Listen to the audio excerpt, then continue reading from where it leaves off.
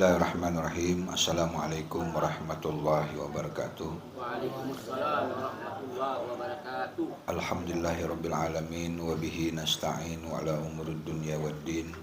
Wassalatu wassalamu ala asyrafil anbiya'i wal mursalin sayyidina wa maulana Muhammad wa ala alihi wa sahbihi ajma'in. Subhanaka la ilma lana illa ma 'allamtana innaka antal alimul hakim. Sadaqallahul azim. Yang saya hormati sahibul bait yaitu Bapak Ruslan beserta keluarga yang berbahagia pada malam hari ini, yang dirahmati dan dimuliakan oleh Allah. Bapak, Ibu, saudara, saudari, wabil khusus jamaah perguruan tarekat hak Naqsabandi Ranting Pontianak Barat yang hadir pada kesempatan malam hari ini, yang sama-sama dimuliakan dan dirahmati oleh Allah Subhanahu wa taala.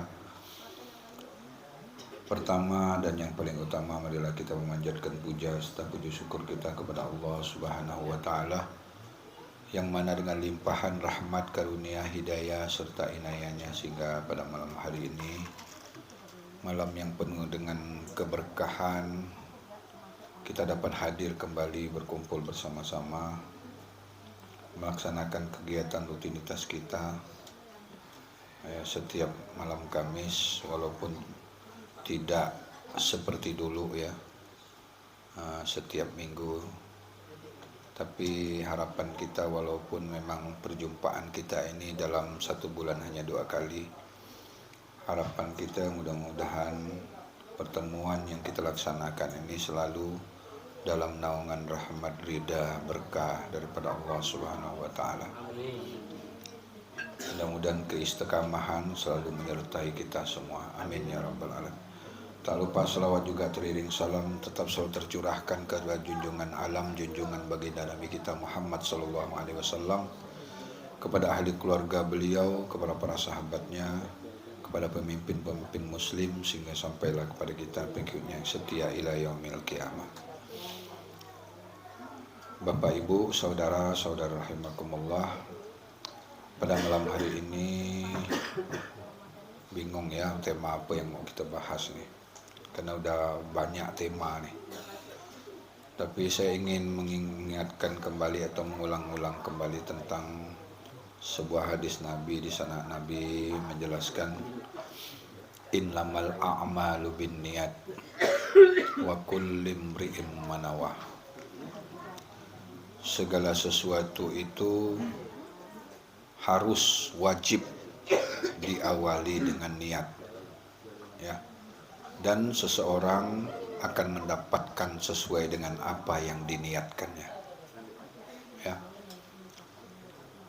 Hadis ini memang sangat singkat ya, tapi kalau kita kaji, kita telusuri lebih dalam, sebenarnya hadis inilah sebenarnya sangat penting sekali untuk kita pahami. Tapi memang tidak semua orang mampu untuk memahami hadis ini, karena kebanyakan orang itu memahami niat itu hanya dari sisi lafaz, dari sisi ucapan ataupun bacaan. Tapi sesungguhnya sangat dalam sekali hakikat daripada niat itu sendiri. Sampai-sampai amal kita itu ditentukan oleh niat. Diterima atau ditolaknya amal kita itu tergantung daripada niat. Kenapa niat ini menjadi sangat penting sekali di dalam memegang peranan penting di dalam kita beramal? Artikan ada rahasia di balik niat itu. Kalau hanya sekedar lapas, hanya sekedar bibir, mustahil niat itu mempunyai suatu kedahsyatan atau kehebatan. Tapi karena ini pengaruhnya sangat besar, mempengaruhi sampai semua amal-amal kita itu diterima atau tidaknya tergantung daripada niat. Artinya niat ini apa sebenarnya, Pak Ibu ya? Mudah-mudahan kita jamaah perguruan tarekat hak Naqsabandi ya dapat memahami ini dengan benar. Insya Allah mudah-mudahan dapat paham, karena walaupun memang tidak kita khususkan berbicara tentang niat, tapi penjelasan-penjelasan kita itu pada hakikatnya sudah mengarahkan kita tentang memahami Apa itu niat? Jadi niat ini Bapak Ibu ya, artinya kita menyambung hubungan. Artinya segala apapun yang kita lakukan, kalau tidak ada sinyal, kalau tidak ada tersambung, silaturahmi antara Muhammad dan Allah itu tidak terhubung, ya, maka penjahiran daripada dua itu kosong. Inilah yang dikatakan as-syari'atu bila hakikatu atilatu. Orang bersyariat tanpa memahami isi. Ya, kalau hakikat ini banyak yang bingung ya. Orang memahami kulit tanpa mengerti tentang isi daripada kulit itu, maka amalan dia itu kosong. Tidak ada nilai. Inilah yang dimaksudkan. Niat ini kita bicara isi, bukan bicara bacaan. Bukan bicara lapas. Sehebat apapun lapas kau, tapi roh kau ataupun kalbu kau ya tidak tersambung kepada sumbernya, ataupun lebih jelasnya syahadat Rasul dan syahadat tauhid tidak tersambung, maka tidak akan dikenal semua amal-amal ibadah kau.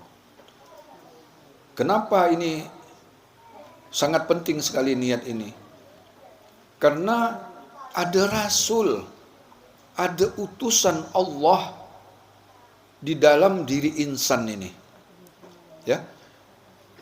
Rasul utusan Allah itulah rahasia Allah. Rahasia Allah inilah yang tahu berhubungan kepada Allah. Kenapa dia tahu berhubungan kepada Allah? Karena dia berasal daripada Allah. Siapa itu Rasul itu? Kalau umumnya orang memahami itu roh. Itu Rasul, roh. Roh itu apa? Roh itu adalah cahaya, nur. Ya, itulah yang bersama kita setiap hari. Maka niat ini sama dengan kewajiban menuntut ilmu. Maka kalau orang tidak berilmu, tidak ditanamkan dua nur ke dalam kalbunya itu, selamanya amal ibadahnya itu tertolak. Selamanya amal itu tidak dikenal oleh Allah. Selamanya amalan yang dilakukan itu semua menjadi sia-sia. Ini yang tentu tak kita inginkan. Jadi niat ini sebenarnya Bapak Ibu ya, itulah dua kalimat syahadat. Maka rukun Islam yang pertama, Tuhan tidak perintahkan kita dulu untuk salat. Ya. Coba, salat diawali dengan niat, kan? Puasa diawali dengan niat. Zakat diawali dengan niat. Mau pergi haji diawali dengan Cuman niat ini hanya dipahami lafaz. Bukan itu. Ya. Kenapa salat itu harus diawali dengan niat? Niat itu apa? Niat itulah dua kalimat syahadat. Maka jangan kau salat dulu, jangan kau puasa dulu, jangan kau zakat dulu, jangan kau pergi haji dulu kalau kau tidak memahami dua kalimat syahadat. Ini 4 hablum minan nas, 1 hablum minal. Ini niat. Ini 4 nih tidak sempurna kalau tidak ada ini sinyal nih. Udah tahu ini tower. Ya. HP bagus, HP cantik, tapi tak aja sih. Untuk apa HP bagus itu? Untuk apa tampilan dunia ini cantik? Bacaan hebat. Kala-kala ulama besar bacaannya. Tapi tak nyambung. Apalah artinya semua itu kan? Artinya niat ini itulah rukun Islam yang pertama. Rukun Islam yang pertama 2 kali masyahadat. Ini habis semua sampai kebacaan. Tak ada ulama yang mau mengupas, membahas tentang apa itu hakikat daripada syahadat. Semua selalu dibawa ke zahir, dibawa ke bacaan. Akhirnya apa? Tidak membawa perubahan pada diri. Padahal salat itu sebenarnya adalah mi'raj. Udah tegas Nabi mengatakan. Wa aqimis salata li zikri. As-salatu mi'rajul mu'min. Salat itu mi'raj, Bapak Ibu ya. Nah, sekarang bagaimana kau bisa mi'raj? Kalau ilmu warisan Nabi tidak kau dapatkan. Nabi itu salatnya mi'raj. Kita salat di alam dunia. Tak pernah ke akhirat. Ini kan salah besar sekali. Akhirat nunggu mati. Bagaimana kau mati bisa kembali ke alam akhirat? Kalau kau tidak punya ilmu. Kalau kalbu kau itu tidak diberi alat untuk masuk ke alam itu. Alam itu sering saya katakan lebih canggih daripada alam dunia. Singapura, Amerika itu sangat canggih, tidak bisa dibandingkan dengan akhirat itu. Ya, Singapura tuh kalau kau mau masuk hotel ya begini, udah terbuka pintu sendiri. Lampu tuh hidup. Semua tidak menggunakan duit, tidak ada duit cash di sana itu. Semua pakai kad di semua. Itu dunia udah kecanggihan seperti itu. Alam akhirat. Kau tak pernah ditajuk. Tak pernah ditanamkan nur. Padahal nur itulah untuk pembaca gelombang di alam air. Orang ini banyak menghayal, saya perhatikan. Ibadah banyak menghayal. Padahal salat tu mi'raj. Mi'raj ni apa? 2 kali masyahadat. Itulah mi'raj. Terhubung rahasia Allah yang ada di tubuh insan ini. Ya. Maka untuk berhubungan dengan dia harus mengenal nafas. Maka ilmu kita semua kaitan dengan nafas. Coba dibahas. Pertama apa? Tabi'i. Apa tu? Menahan nafas. Nafas lagi kan? Hidupi. Macam mompa, napas, keluar dan masuk. Terus sama lagi roh rohani, begitu juga mompa. Kalau sudah masuk ke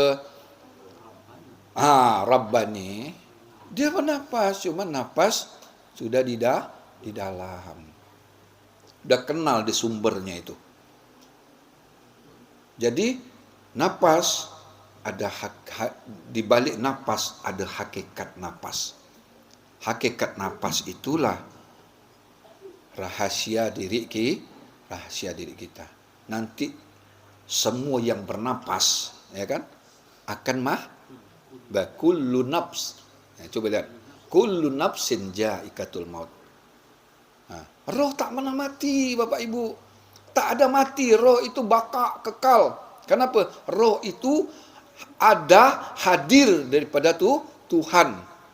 Yang mati ini yang dititipkan napas. Kullu nafs jaikatul maut. Berarti napas ini asalnya daripada roh. Roh mengalirkan ke tubuh jasmani sehingga tubuh jasmani ini bisa hidup dengan napas. Berarti kan amanah ini napas ini. Tapi kita tidak paham. Ketika kita buka hakikat diri, di situ kita sesuai dengan posisi makam tabi'i. Bagaimana sernya? Ya kan? Itu semua bermain di napas. Hidupi, sirnya bagaimana? Rohani, sirnya bagaimana? Sir inilah mengkonekkan rahasia Allah yang ada di bumi terhubung kepada yang di langit. Bukan bacaan syahadat itu, bukan. Salah besar. Kok Islam hanya sekedar bacaan lapas, kesian orang yang tak mampu melapaskan 2 kalimat syahadat. Islam tu bukan terletak daripada penyebutan, bukan. Islam tu terletak daripada connect ndak batin kau itu. Terhubung ndak sinyal itu. Nah, kalau terhubung sinyal, itulah nama orang memahami. Apa itu? 2 kalimat syahadat. Maka 2 kalimat syahadat, Rasul dan Tuhan. Allah dan Muhammad. Tidak bisa jasad ini ke Tuhan tanpa melalui Muhammad. Itulah bahasa kasar dah tu. Maka tubuh kasar sebutannya Adam, rohani kita atau nyawa daripada Adam ini itulah Muhammad. Nur Muhammad itu terbit daripada nur Allah. Tak bisa ke nur Allah kalau tidak melalui nur Muhammad. Nur Muhammad inilah rahasia batin kita.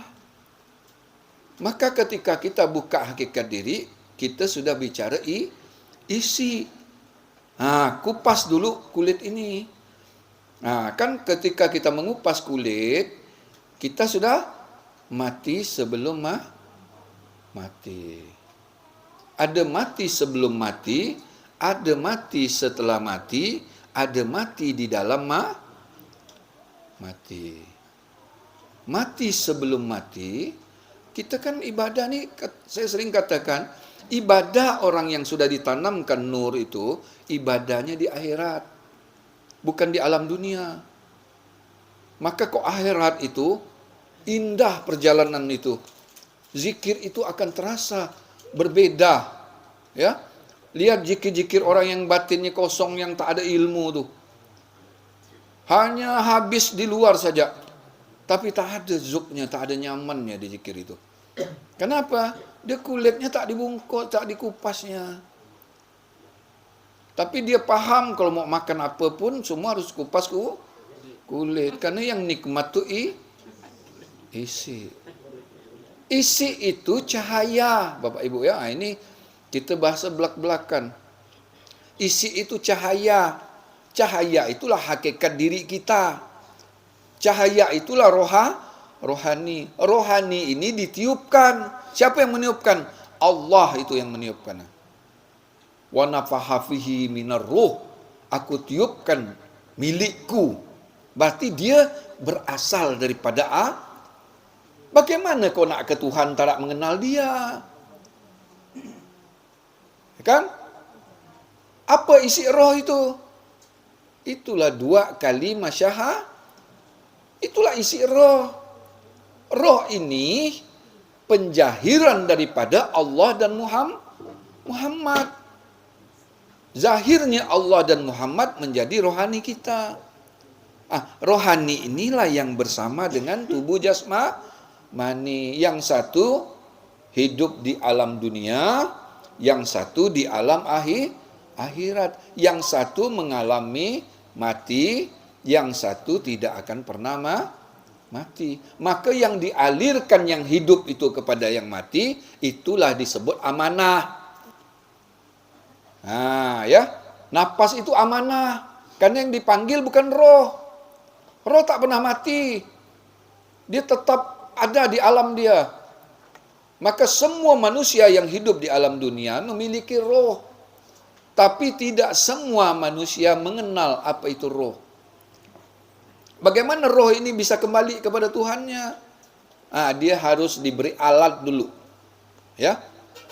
Diberi 2 cahaya itu. Masuk ke dalam kalbu dia, baru dia bisa kembali kepada asalnya. 2 cahaya itu yang dimasukkan ke dalam kalbu itu, itulah sebagai alat ya untuk kita mi'raj.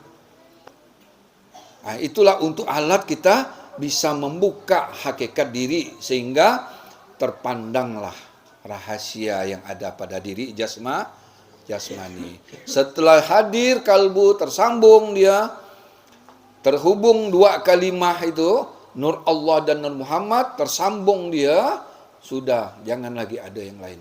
Allah, zahirkan. Lahirkan Allah dan Muhammad itu melalui yang besar hanya dia saja. Jangan yang lain, jangan usolli, jangan lagi kita udah dapat ilmu ini, tundukkan, udah tersambung itu, tapi jangan dipikirkan, Sambung. roti nak cari cahaya ini. Jangan, bukan itu, tak boleh dipikir-pikir. Karena alam akhirat itu bukan alam akal. Membaca gelombangnya hanya dengan kalbu. Setelah kita diberi alatnya, udah, tundukkan, yakin diri, percaya diri, milik Allah sudah terhubung kepada Allah. Bismillah. Allah. Zahirkan dia. Ya, zahirkan dia. Zahirkan dia bahwa yang besar hanya itulah Allah dan Muhammad. Ya, Muhammad itulah Tuhannya alam. Maka disebut Rabbul Alamin. Alam ini ada Tuhan. Muhammad pun ada Tuhannya. Kalau kau mau mengenal Tuhan Muhammad, kenallah Tuhan diri kita ini, diri jasmani ini. Ya, Tuhan itu jahirnya hanya satu kali saja. Tuhan itu jahirnya tidak pernah berdua kali. Tak pernah jahir pada kita ini. Tuhan itu jahir pada Muhammad. Yang jahir pada kita ini Muhammad. Muhammad itulah yang jahir pada insan. Maka Muhammad itulah zatnya, sifatnya, asma'nya, af'alnya. Kalau af'alnya menjadi batang tubuh manusia. Inilah tukuknya Muhammad. Inilah ainnya Muhammad. Mana ada kau? Kita hidup di dalam bayangan. Melihat Muhammad, mendengar Muhammad, berkata Muhammad, yang bergerak Muhammad, yang merasa Muhammad, mana kita? Jangan tak tahu diri. Inilah sebabnya, karena tak kenal diri, tak tahu diri. Baru diberi satu kelebihan, udah sombong. Maka terhijab. Yang menghijab itu hawa nafsu. Kenapa hawa nafsu menghijab? Karena tak kenal diri. Tak ada sedikit pun kita ini. Tak mampu kita beramal ini. Tak mampu kita kalau tak melalui Muhammad. Muhammad itu siapa? Rohani pada diri kita. Apa? Zatnya menjadi Nur Muhammad. Sifatnya menjadi roh. Asma'nya menjadi nyawa. Af'alnya menjadi batang tubuh. Inilah batang tubuh siapa ini? Zatnya Muhammad. Zat Muhammad siapa? Allah. Berarti tidak bisa tubuh ini mau langsung ke Allah, tidak bisa. Dia harus mengenal Tuhan dia dulu. Ini ada Tuhannya. Siapa? Tuhannya Nur Muhammad. Kau itu tanpa aku tidak ada, kata Muhammad. Maka betul dalam hadis, laulaka ma khalaqtu aflaka. Kau tidak karena engkau yang Nur Muhammad, tak aku jadikan alam beserta isi. Berarti alam beserta isi tercipta daripada Nur Muhammad. Nur Muhammad sekarang sudah menjadi batang tubuh. Sudah Nur Muhammad sudah menjadi napas daripada insan. Nur Muhammad sudah menjadi hakikat diri insan. Rohani. Tegas sudah tak ada kita. Maka tak boleh ibadah tu tak memahami niat. Niat tu menghadirkan Nur Muhammad, itulah dia niat. Bukan bacaan. Usolli fardhu zuhri nawaitu shauma ghadin an adai. Bukan itu. Apa arti baca-bacaan semua itu? Kau tidak tahu, tidak mengerti. Maka Islam itu syaratnya harus memahami 2 kalimah. Itu maksudnya. Cuman kan tak mau dikupas ini secara mendetil. Maka saya bilang, ulama, ustadz ini sudah merubah. Yang awalnya syahadat itu penyaksian, sudah berubah menjadi bacaan. Siapa yang suruh merubah ini? Siapa yang berani merubah 2 kalimat syahadat itu selamanya dari zaman Nabi sampai zaman kita ini penyaksian. Asyhadu aku bersaksi, apa yang disaksikan? Ini sudah berubah. Nak masuk Islam apa? Duduk. Baca. Asyhadu alla ilaha illallah. Asyhadu anna Muhammad Rasulullah. Islam dah kau. Mudah juga. Itu saya katakan burung beyok pun 2 bulan kita ajar bisa. Apa bedanya kita dengan burung? Ya? Berarti kesian orang bisu kan? Bukan itu. Islam itu penanaman nur. Maka tidak ditanamkan nur ke dalam kalbu, kau tidak dituntut ilmunya, tidak ketemu rasulnya, ya, pembawa gelombang tali buhul itu, tidak akan selamat. Dan tidak ada lagi dah kata-kata lain. Tidak selamat, tak ada. Inilah jalan inna lillahi wa inna ilaihi raji'un. Kenapa? Yang datang nur kembali nur. Yang jahir nur, ya jahir ini lenyap kembali kepada inilah orang sadar diri, tahu diri, paham diri. Tidak ada mati itu, mati hina, tidak ada. Orang yang betul-betul kenal kepada Allah itu. Ya kalau ujian-ujian biasalah, nabi-nabi pun dia beri ujian kan. Nabi Ayub 30 tahun. Ya kan? Tapi dia tidak berubah ketauhidan dia. Jadi di sini Bapak Ibu ya, maksud saya tadi itu menekankan innamal a'malu binniyat, bahwa segala amal itu ditentukan oleh niat. Maksudnya segala apapun itu semua harus diawali mengenal 2 kalimat syahadat. Niat dan 2 kalimat syahadat itu sama. Niat itulah menghubungkan rahasia bumi ini kepada yang di langit. Menghubungkan itulah namanya mendirikan salat. Ingat ya. Menghubungkan itulah dikatakan as-salatu mi'rajul mu'minin. Maka semua naik ke atas. Tak ada perintah Tuhan tu suruh turun ke bawah, tidak ada. Apa? Aqimis salah, dirikan Coba diri, orang berdiri bagaimana? Gini ke? Ini baring, diri itu begini. Berarti tersambung.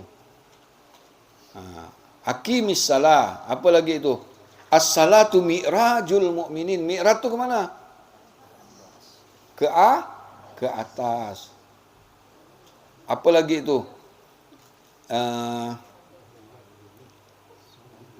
Ada lagi itu. Banyak itu kan menjelaskan tentang bahwa sebenar-benarnya itu harus tegak nama Allah di dalam diri kita itu. Menegakkan nama Allah pada diri kita itu artinya kita harus memahami apa itu hakikat diri kita. Ya, ingatlah ketika awal pertama kau ditunjukkan, ditanamkan nur ke dalam kalbumu itu, itulah awal pertama kau diizinkan untuk salat di dalamnya. Itu surat Taubah. Kok enggak, kau tak pernah salat? Kata Tuhan, siapa suruh kau salat? Salat kepada aku, ibadah kepada aku ada rukun dan syarat. Bukan main salat-salat je. Rukun kau tidak dipenuhi, apa tu? Nama rukun. Semua yang kita lakukan tertolak. Syarat-syaratnya tidak dipenuhi, tidak diterima. Bagaimana mau salat kalau tidak memiliki tidak mengenal 2 kalimat syahadat. Maka ketika pembuka hakikat diri ya, karena mungkin ada yang belum jamaah di sini, memang barang ini tidak boleh kita buka-buka di depan umum kan, tapi ini kan kita dalam forum, dalam menjelaskan, karena kita ni yang hadir ini mungkin ada yang bukan jamaah kan, tapi saya saya bahas sedikitlah tentang membuka hakikat diri itu. Di sana berlapis-lapis Bapak Ibu ya. Karena kalau kita mau masuk ke dalam alam asma ya, mau terhubung rahasia bumi kepada yang di langit itu, tentunya saya bilang tadi itu kan kita harus membongkar kuburan jasma. Fa iza kuburu bu'sirat alimat nafsum ma qaddamat wa akharat. Membongkarnya dengan cara apa tadi? Sir. Yang bacaan itu untuk pemahaman. Bukan bacaan ada ini, di dalam ini, ada ini. Itu untuk macam kita begini, Sengkawang itu, nak pergi ke Sengkawang, kau harus melewati Siantan dulu. Ya, udah Siantan, nanti kau ketemu Wajo, Segedung, Pinyo.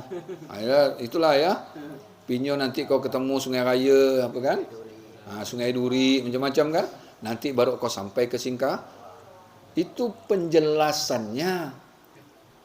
Yang membuat kau bisa sampai ke Sekawang itu bukan penjelasannya, bukan. Berjalan. Jiwa itu berjalan. Bagaimana berjalan jiwa itu? Setelah kita memiliki alatnya, ya, kendaraannya sudah dititipkan ke dalam kalbu ini, alat pembaca gelombang mi'rat itu, ya. Untuk alam akhirat itu ada alat pembacanya. Tidak bisa tak tawajuk, tidak bisa. Karena tawajuk itu syarat mutlak.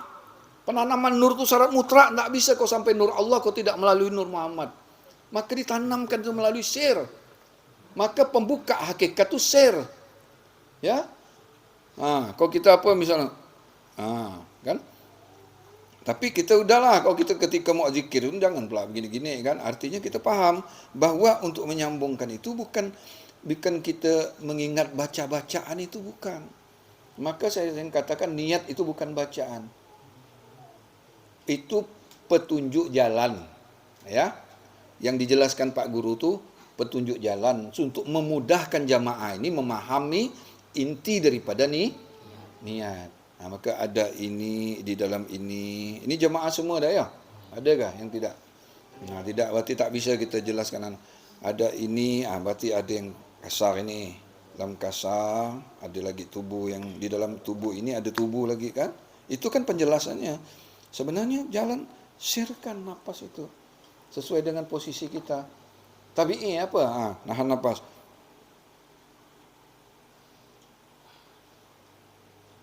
Di dalam bertasbih, cahaya memuji Tuhannya. Ketika cahaya memuji Tuhannya sudah connect, dia tersambung, barulah salat. Sudah tersambung itu baru kau puasa. Sudah tersambung itu baru kau zakat. Sudah tersambung baru kau pergi haji. Haji lah itu namanya. Bukan haji yang pergi ke Mekah, bukan. Semua sebenarnya Islam ini sebenarnya makrifat dulu baru syariat. Maka awaludin ma'rifatullah. Maka salat itu di alam roh. Salat itu di alam akhirat. Puasa itu di alam akhirat. Zakat itu di alam akhirat. Haji itu wakalbul mu'min baitullah. Maka untuk masuk ke sana itu kalbu tidak diisi, tidak diberi alat pembaca gelombang, tidak bisa. Coba kita ini ilustrasi ya. Balon itu balon. Tahu tak? Kalau diisi angin biasa bisa terbang tak? Tak bisa. Mau diisi apa dia bisa terbang itu? Isi gas dulu dia. Baru dia bisa naik ke atas. Ibaratnya itu balon ini tidak ditanamkan nur. Tapi nak suruh sembahyang, tak bisa. Sembahyang itu mi'rat, dah wajib mi'rat. Sembahyang itu aqimis salah, mendirikan salat. Salat itu zikir. Itu zikir. Kenapa? Itu hakikat nafas itu memuji Tuhannya. Betul lah kalau orang dulu itu dia selalu bermain-main di nafas. Tapi dia mungkin tidak mengerti sumbernya, cuman dia yakin. Betul tak? Apa yang diceritakan Pak Dul dulu, itulah sebenar-benar. Inilah penjelasannya. Karena hakikat daripada nafas itu, itulah asma Allah. Dialah yang tahu. Nanti informasi-informasi dari langit itu sampai ke bumi. Tapi yang bisa menangkap sinyal ini hanya orang-orang yang bersih kalbunya. Orang bersih apa? Dia zikir tak ada henti-hentinya. Itulah yang suci. Mana suci mensucikan, suci mensucikan. Yang kotor disucikan, yang maha suci. Kenapa? Zikir itulah sebenarnya istinja batin. Bukan bacaannya nih, bukan. Bacaan ini merupakan sarana kita untuk syiar di muka bumi. Tapi bacaan ini pun harus masuk ke dalam. Maka makin lama hilang sebutan tuh, kita tidak berfokus lagi dengan bacaan ini. Illah, ada suaranya, tapi kita sudah di alam sana, sudah di alam roh, sudah jasadnya memang illah. Nah, kita sudah mati sebelum mati. Kalau nak masuk alam akhirat syaratnya harus mati. Jadi mati itu ada dua, apa ya? Ada mati, ya, mati yang sebenar-benar mati, yang mati benar-benar jasad ini tak ada. Itu mati binatang. Ada orang belum mati, dia sudah tahu mematikan dirinya. Inilah matinya orang berilmu. Kau mati binatang gampang. Tapi apa nih istilahnya tuh? Apa alat kau untuk masuk ke sana, menemui alam barja itu? Apa alatnya di sana canggih? Kau masih memakai RAM, kau masih 1, 2. Sana orang RAM udah 15, 20. Kebingungan kau nanti alam akhirat sana. Udah kecanggihannya sangat luar biasa. Inilah alat, inilah guru kau yang sebenar-benarnya. Inilah yang menuntun kau nanti. Ketika kau zikir, kau bersama dengan rahasia dirinya, dia nanti menunjukkan kau jalan. Tahu kau informasi berita-berita itu akan sampai kepada kau. Karena dia yang luar biasa, bukan kita. Maka tak boleh kita memiliki ilmu sombong. Tak boleh. Ada sedikit rasa kesombongan di dalam diri kita, habis semua amal-amal kita itu. Bagaimana dia tidak sombong? Udah, jangan kita merasa diri kita yang beramal. Ya, apapun yang kita lakukan ketika kita sudah hadirkan kalbu, berarti yang hebat, yang pandai, yang pintar, yang berkuasa, yang berkehendak, yang melihat, yang mendengar, yang berkata-kata, semua pada hakikatnya adalah rahasia diri Tuhan. Ini apa? Ini casingnya, ini bungkusnya, ini fata morgana, ini mainan, bukan ini yang sesungguhnya. Kita tertipu dengan tampilan luar. Dunia ini sebenar pada hakikatnya tiada. Yang ada itu hanyalah rahasia Allah. Nah, maka kalau kau asik ke dunia, itulah kau hidup di dalam angan-angan. Kau hidup di dalam mimpi. Betul kata Nabi. Ya. Orang tertidur bermimpi, dia merasa sudah berada di alam kenyataan. Betul enggak dia merasa mimpi itu? Mata bisa melihat anjing, melihat hantu kan?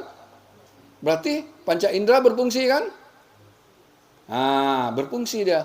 Bisa melihat, dikejar anjing, dikejar hantu kan? Dia merasa itulah alam kenyataan di alam mimpi itu. Tapi yang tahu dia bermimpi ini siapa? Siapa yang tahu dia bermimpi ini? Orang yang sudah terbangun dari tidur. Berarti orang yang sadar ini kan? Yang tahu bahwa dia mimpi. Sekarang kita hidup di alam dunia. Alam dunia ini kita rasakan alam nyata nih kan. Aduh, duit banyak. Rumah mewah. Mobil 5, istri 5, misalkan. Kan? Nah ya. Ini kan kita cari yang banyak-banyak lah sih kan. Karena memang alam dunia ini cari yang indah. Kalau istri mau paling cantik, mobil mau paling mewah, rumah paling mewah kan. Ini kan kita, terlena kita nih.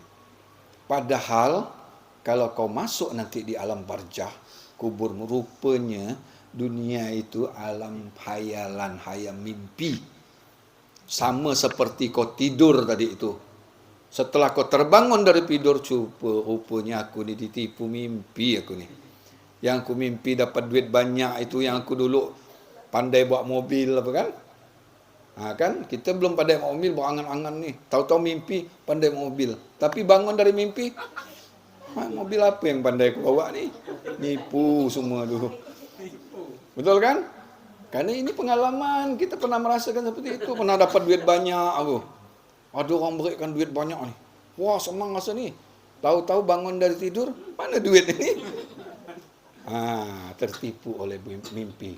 Sekarang kita berada dalam tertipu oleh dunia. Siapa yang tahu kita nih ditipu dunia ini? Orang yang sudah masuk ke alam akhirat, alam barzah. Sekarang saya tanya, apakah alam barzah ini nunggu jasad ini tak ada dalam dunia nih? Berarti salahlah Nabi itu. Nabi itu mengetahui alam barzah, alam akhirat, alam kubur, alam surga, alam neraka itu Nabi masih hidup. Berarti kan bukan nunggu mati jasmani. Itu betul mati jasmani, tapi mau jadi apa kau di sana? Kau tak tahu alat membaca gelombangnya itu. Maka Nabi itu bisa mi'raj, bisa menembus alam di luar alam dunia ini karena Nabi ditanamkan nur itu ketika dia ketika dia menerima wahyu pertama. Inilah ilmu Nabi ini sekarang dengan kita. Cuman berbeda zaman. Zaman Nabi Iqra. Nah, kita apa? Baca bis. Nah, apa bedanya? Bis dengan yang diterima Nabi di Gua Hira itu. Itulah dia ilmu kita. Tak ada bandingannya. Coba dijelaskan muka hakikat. Ini kalau kau paham tak ada bandingannya.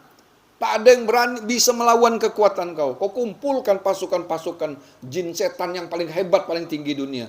Kau bersama dengan ini, tidak ada satu kekuatan apapun yang bisa membinasakan kau. Karena kau sudah bertubuh dia, bukan bertubuh kau lagi. Kenapa? Kau sudah mati.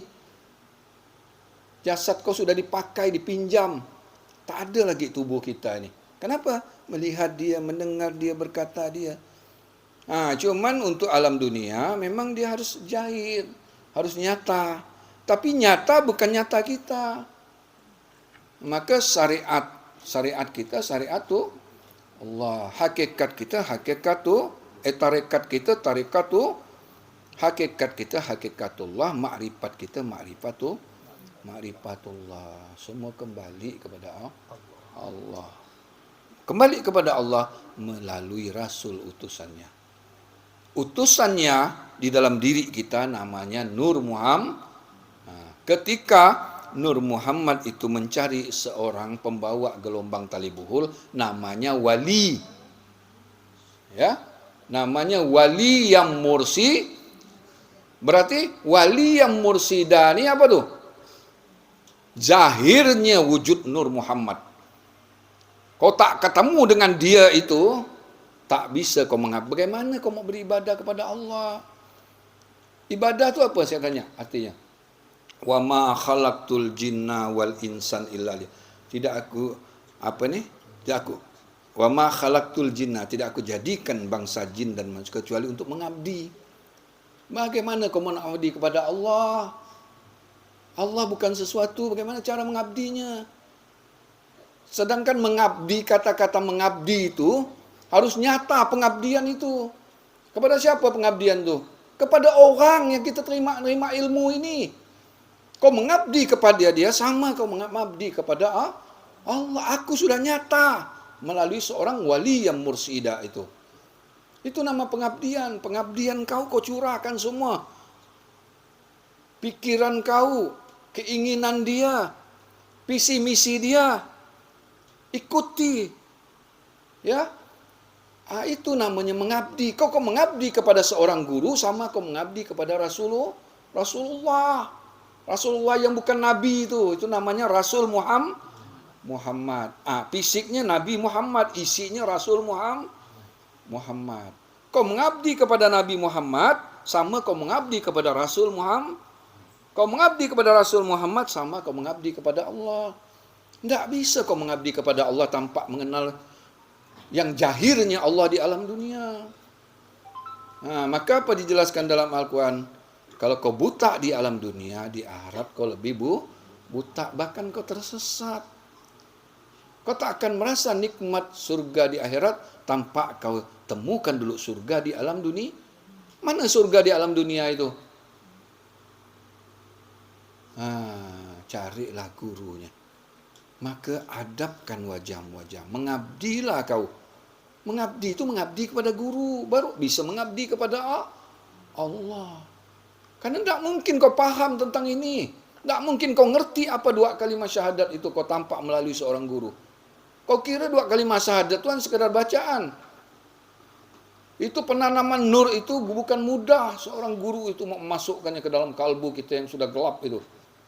Sudah bekarat, sudah apa itu. Sir itu, masukkan itu.